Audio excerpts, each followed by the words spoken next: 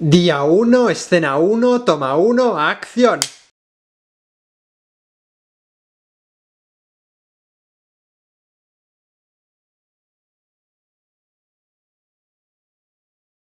Today, we are going back to the 1960s to talk about one of the most prominent figures of that time, Andy Warhol.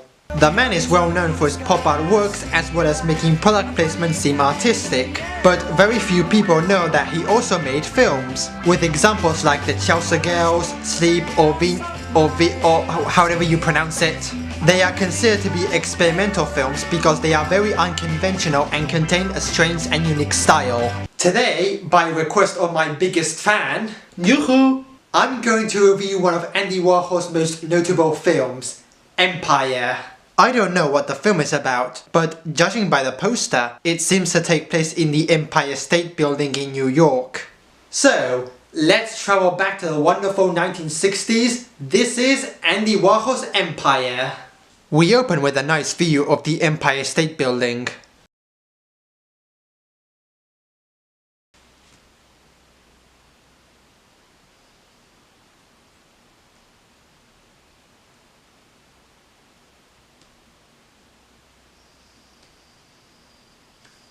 Are we going to change scene?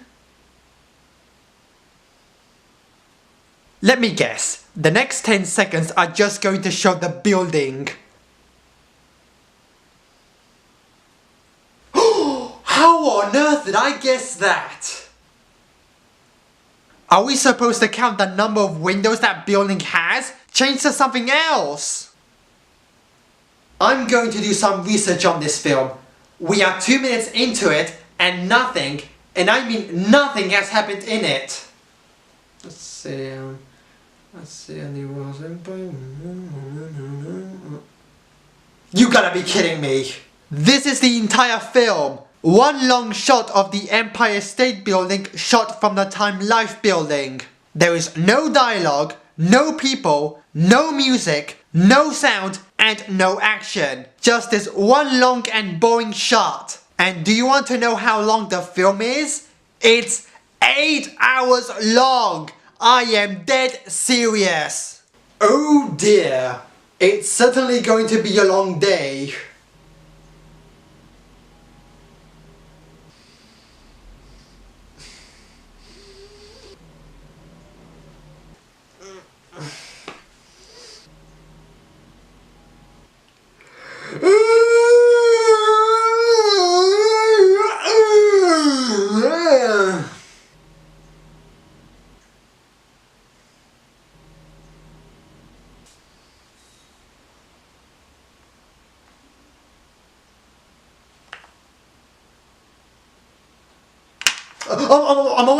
I'm awake! This movie is making the longest and slowest of Andrei Tarkovsky's films seem like action-packed by comparison, and that's saying a lot. I'm going to look at the photos of my trip to New York. It will help pass the time. There's me! And there's also me! And this one! And this one has a better view of both the tower and the city. That was a wonderful trip. How much of this film have we seen? Fuck this! I'm not wasting any more of my pathetic and insignificant life watching it. Unless I control it.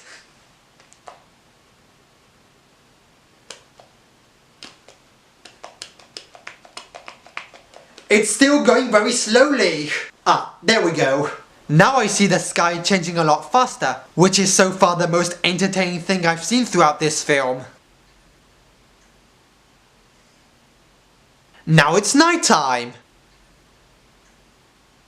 Did you know that this film actually got released in cinemas and a lot of people gave up and demanded their money back after only 10 minutes? Can't blame them. This must be the longest night of long nights. It's so dark that I can't see any changes and everything has looked exactly the same for the past 6 hours. Oh no! The lights have gone out! Now I really can't see anything! Now the film is over, and it wouldn't have had such a lame ending if they hadn't ended it so abruptly. but then again, I'm glad that it's finally over.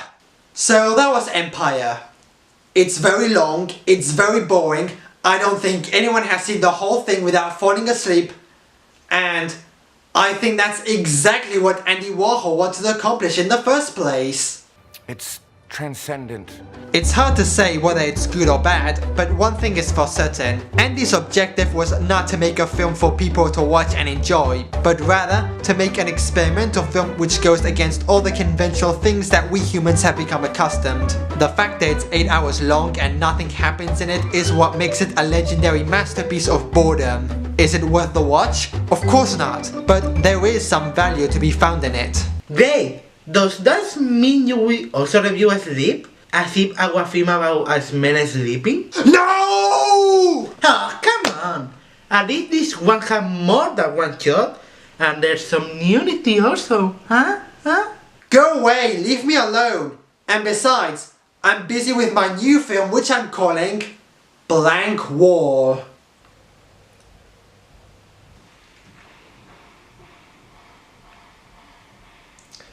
This camera will be recording this white wall for 12 hours non-stop, making it even more boring than Empire.